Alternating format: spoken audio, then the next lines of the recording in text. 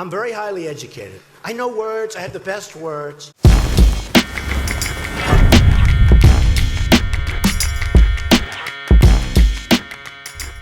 Well, YouTube, I just got done live streaming Kamala's speech at the Ellipse, and it was amazing. It was a sharp contrast from the Klan rally at the MSG in New York.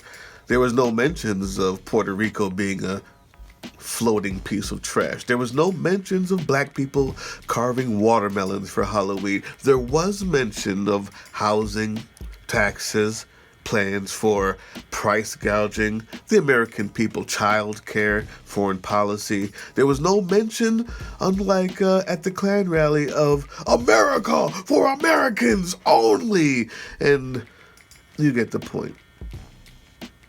After that, you see, if you remember, I just put out another video of how we need to protect our boys and those crazy sociopaths and how they're really just acting out their insecurities and all that good stuff. There's an addendum.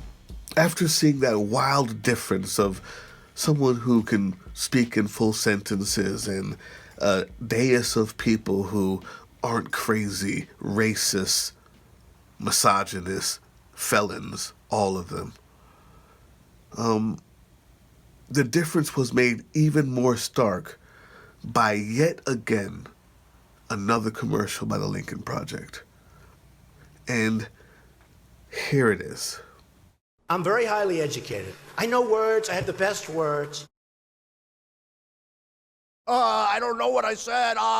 I don't remember. She would not have been the chosen one. She would not have been the chosen one. I've done more for the black community than any president since Abraham Lincoln. It'll start getting cooler. You just watch. I wish science agreed with you. I don't think science knows, actually. When you're a star, they let you do it. You can do anything. Whatever you want. Grab them by the... You can't do it, Vladimir. You do it, it's going to be a bad day. And I told him things that what I do, and he said, no way. And I said, way.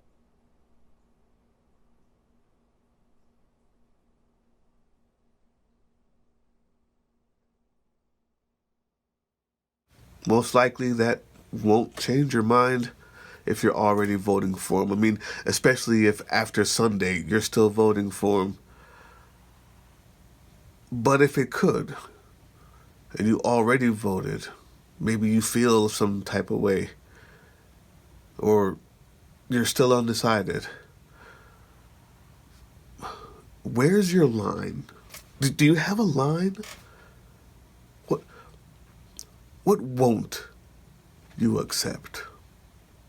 I warned the Congress of this potential shortfall even before Hurricane Helene landed on America's shores.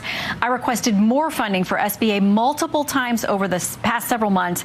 And most recently, my administration underscored that request as you prepared a continuing resolution to fund the government. Will you call Congress back before the election? Do you need to? Look, we'll be back in session immediately after the election. That's 30 days from now.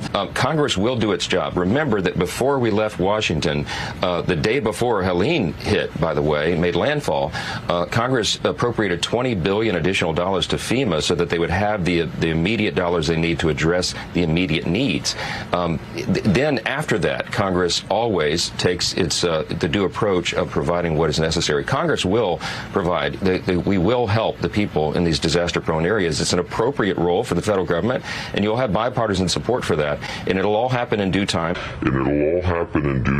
Nope, that wasn't the line. When the leader of the party decided not to come back to give aid to Americans who were in the midst of a natural disaster while another one was on the way. No, that wasn't the line for you. Welcome to the end of democracy. We're here to overthrow it completely. We didn't get all the way there on January 6th, but we will endeavor to get rid of it and replace it with this right here. That was a cross he was holding. No, that obviously that wasn't the line for you. That's not a line. Not there. So she created something in San Francisco. $950 you're allowed to steal. But they have to be taught. Now, if you had one really violent day, like a guy like Mike Kelly, put him in charge, Congressman Kelly, put him in charge for one day. Mike, would you say, he's right here, He's a great congressman. Would you say, Mike, that if you were in charge, you would say, oh, please, don't touch them, don't touch them, let them rob your store. Let all these stores go out of business, right? They don't pay rent, then the city doesn't have money. It's a chain of events that's so bad. One rough hour, and I mean real rough, the word will get out and it will end immediately. End immediately. You know, it'll end immediately. Not there either? It's not your line. Okay. What are you expecting? Joe Biden said he doesn't think it's going to be a peaceful election day. Well, he doesn't have any idea what's happening in all fairness. He spends most of his day sleeping. I think the bigger problem is the enemy from within, not even the people that have come in and destroying our country. By the way, totally destroying our country. The towns, the villages, they're being inundated. But I don't think they're the problem in terms of election day. I think the bigger problem are the people from within. We have some very bad people. We have some sick people, radical left lunatics. And I think they're and it should be very easily handled by, if necessary, by National Guard, or if really necessary, by the military, because they can't let that happen. How are you going to guard against the bureaucrats undermining you? Well, they're going to undermine. Well, I always say, so we have two enemies. We have the outside enemy, and then we have the enemy from within. And the enemy from within, in my opinion, is more dangerous than China, Russia, and all these countries, because if you have a smart president, he can handle them pretty easily. I got along great with all. I handled them. Nope. Not that one. That's not a line for you. Donald J. Trump is calling for a total and complete shutdown of Muslims entering the United States until our country's representatives can figure out what the hell is going on.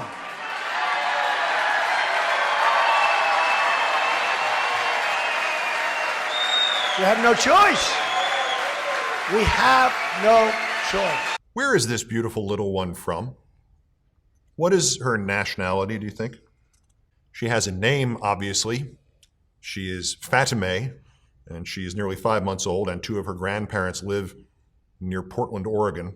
Two of them are citizens of the United States of America, and she has a heart condition and she needs surgery, and she and her parents live in Iran. The family was leaving Iran to go to the Oregon Health and Science University Hospital in Portland just as the Trump ban was being announced. That's when the U.S. consulate in Dubai canceled their visa appointment because we're not supposedly letting anybody in from Iran, not even if their grandparents are citizens, not even if they need surgery to live, not even if they are 4 months old. Her uncle said they were told to apply again in 90 days. Her uncle said he wasn't sure Fatemeh had that long. Is this who you want us to be? This decision was made in your name. Not there. That's not the line. Do you have one? Maybe the kids' commercial did it for you. Let's see. Hip-hop.